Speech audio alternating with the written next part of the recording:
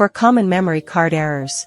1. When there are too many fragmented files on the memory card, it can cause lagging, similar to when a phone's storage is full. Although the dash cam supports loop recording, unnecessary files may still take up space. We recommend backing up any important videos first. Then formatting the memory card regularly to keep it running smoothly. 2. Check firmware version. Go to System Setup, System Information on your dash cam. To check the firmware version, contact customer support to confirm if it is the latest version. Vantrue regularly updates and optimizes firmware for all models. You can also update easily via OTA through the app.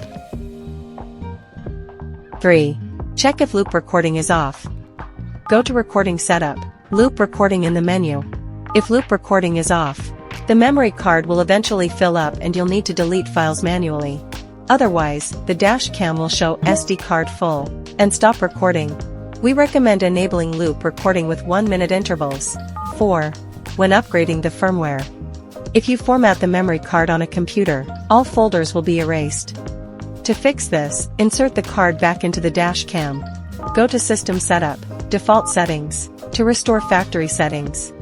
Then format the memory card again in the dash cam, and the required recording folders will be recreated automatically.